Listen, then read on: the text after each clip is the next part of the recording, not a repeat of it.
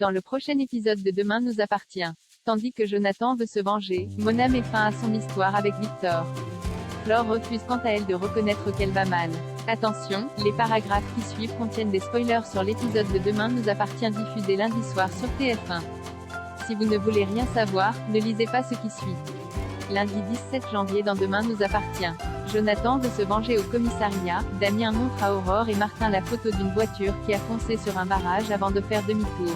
Après avoir retrouvé le véhicule abandonné, les autorités la fouillent puis découvrent le plan du musée ainsi que 2 ADN qui sont en cours d'analyse. Damien se dit donc qu'avec un peu de chance, le complice d'Al est fiché.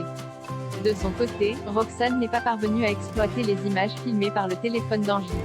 Cependant, elle espère encore réussir à tirer quelque chose de la bande son aux grandes dames d'Aurore.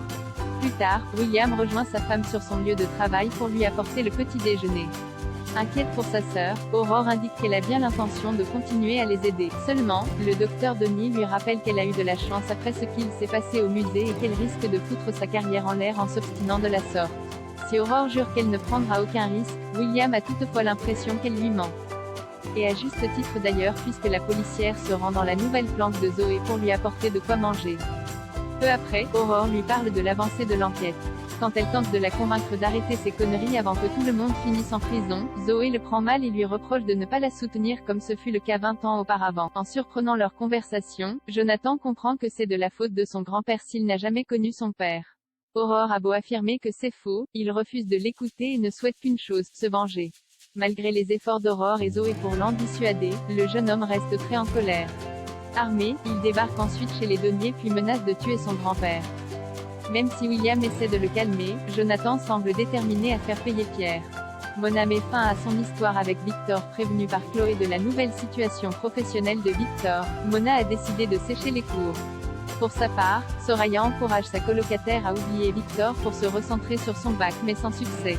En effet, Mona est persuadée d'avoir brisé le cœur de celui qui hante ses pensées en jouant l'indifférence. Pendant ce temps, Victor débute dans ses nouvelles fonctions d'hôte d'accueil au cabinet Perrault et est rapidement débordé. Plus tard, Mona débarque au cabinet pour s'excuser auprès de Victor de l'avoir ignoré.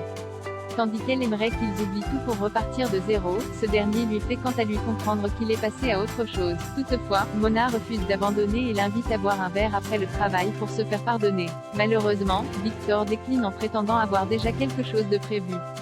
L'instant suivant, Raphaël vole à sa rescousse et confirme qu'il a un dossier urgent à traiter tout en posant sa main sur son épaule. Un geste qui ne passe pas inaperçu aux yeux de Mona qui s'imagine que Victor a obtenu une promotion canapé.